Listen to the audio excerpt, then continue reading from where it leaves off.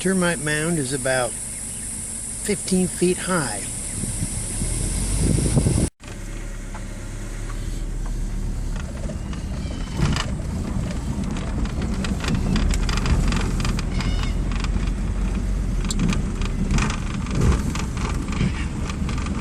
Turn around when possible.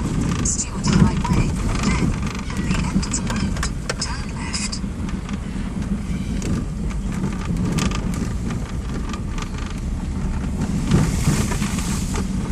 Is that a kangaroo standing there in the road?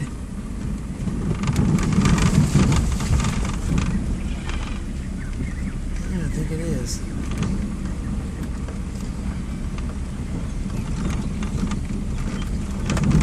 Looks like it. Yeah.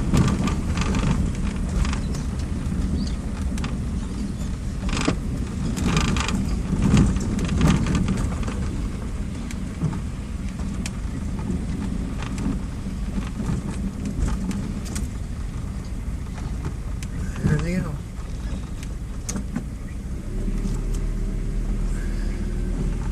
And a bunch of others. Turn around when possible. Stuart Highway. Then, at the end of the road, turn left. Yeah, but we're gonna stay here tonight, I think.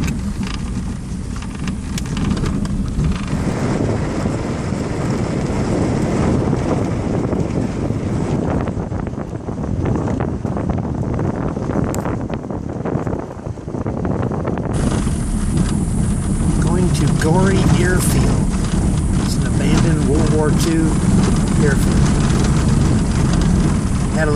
The Aussies had a lot of training bases and staging areas up here at the top end. World War II.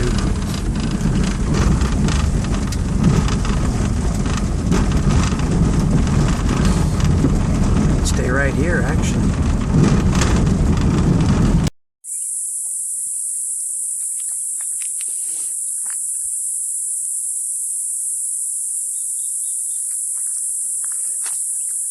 Gorey Airfield, where are you? Never found it. There were some trees down. I'm a couple miles off the road. And this is as good a place to camp as any. Pretty. Tons of termite mounds over in the bush.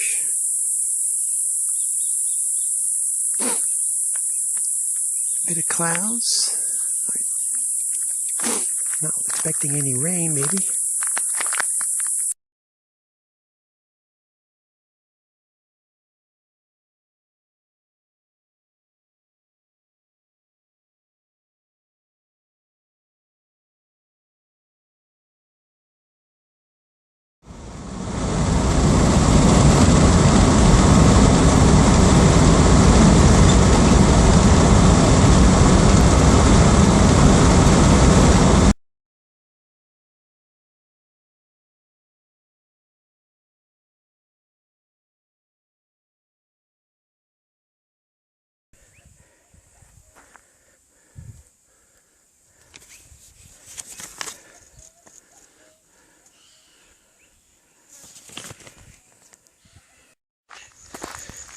I'm at the Katherine Gorge outside of Katherine in the Northern Territories. This is up at the top end, not far from Darwin, and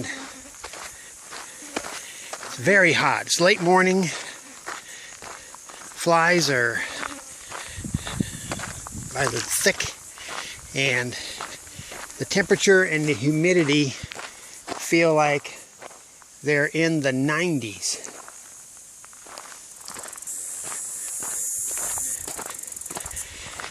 So it's pretty miserable. I didn't expect to go on this hike. I didn't know the gorge was here. I was just going to stop and get gas in Katherine because I didn't think it was a decent sized town. Turns out it is a pretty big town. It's hard to tell with the atlas that I'm using. So I got my gas and ice and read up, got the Lonely Planet book out and read up on it, and saw there's a national park out to the side, so about 25k to the east. So I came out here, got here just about 10 almost, and it's not the time of day to be doing a long hike.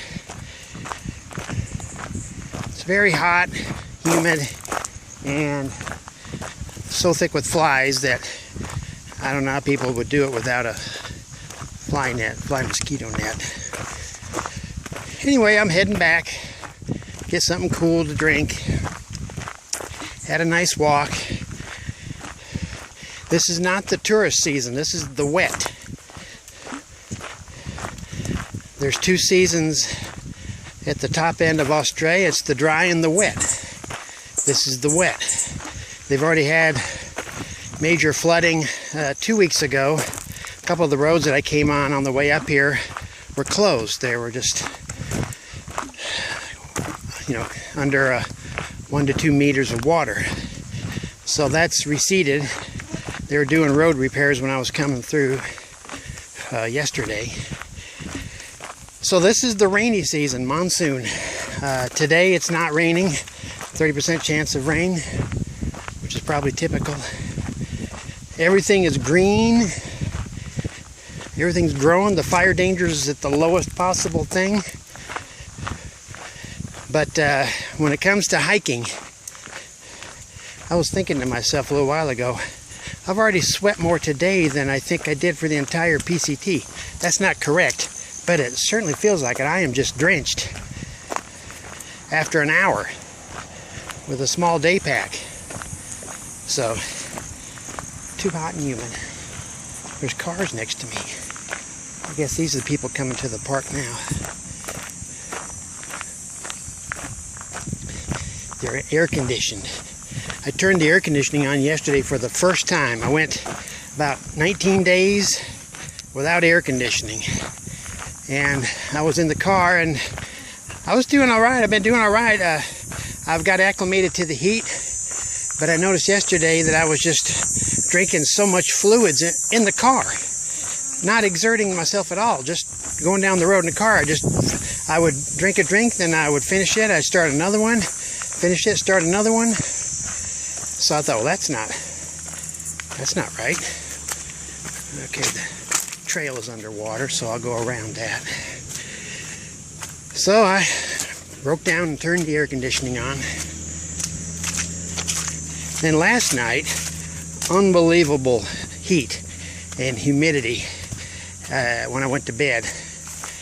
I mean, I just was soaked, drenched, trying to get to sleep, covered in sweat. I couldn't get to sleep. Tried feigning myself. Can't leave the windows open but one with mosquito netting on it because mosquitoes just fill up the car and just eat me alive, which they've done a few nights earlier in the week down at Alice Springs and Kings Canyon. I see a building over there. I must be getting close to something. So so the car, all day long is in the sun. Driving down the road, even though it's white, it absorbs a ton of heat. So it's just this big metal hot box. And so even though you're stopped and you're sitting in the shade, that metal radiates heat for a long time.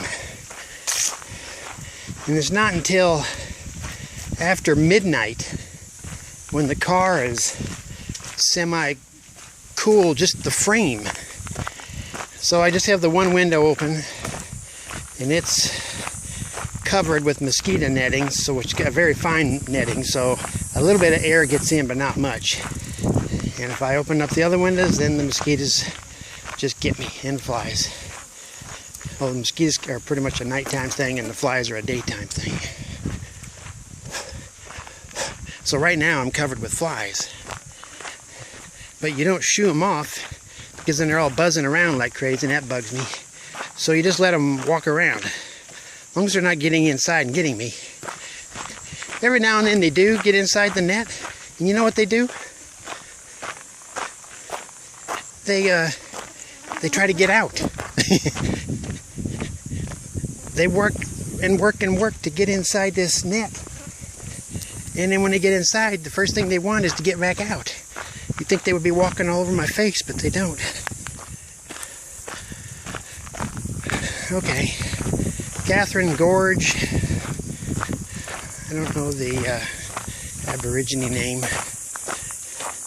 Everything has two names here. I'll go into the visitor center, get a cold drink. I've got a cold Gatorade in the car. Gatorade is, and everything's expensive here, everything. So Gatorade is like $5 for a small, medium-sized bottle, just a drink bottle. Well, that adds up quick. $5, $5, $5. So I was able to find some Gatorade powder, or it's like Gatorade, electrolyte stuff. So that's made a difference. I bought a 15-liter jug of water way back. Where was that? That was back before Mount Isa. And I've been using that as my drinking water ever since. Just about out. So when I get up to Darwin, I'll do some major shopping. I might even get a hotel room. It's been nearly 3 weeks. I'm way ahead. So pleased with that. I figured about 11,000 mile trip plus another 1,000 miles for side trips. So 12,000, not miles, 12,000 kilometer trip. Big difference. 12,000 kilometer trip. Well, I'm already over 7,000 kilometers. And my midpoint, the 3-week point of this 6-week road trip, isn't for another 3 days. So I'm well ahead of schedule, and I love that. So it gives me extra time coming up, like say in Exmouth. If I just want to go chill several days at Turquoise Bay or around there, I can explore the West Coast and the Indian Ocean, the places I didn't get to go to when I lived there. And even if I have extra more days and I want to get to Perth, I'll just head on down and see the southwestern corner of the state. There's a white van. What if that's mine? Nope. It's an SUV. Okay. Just about there.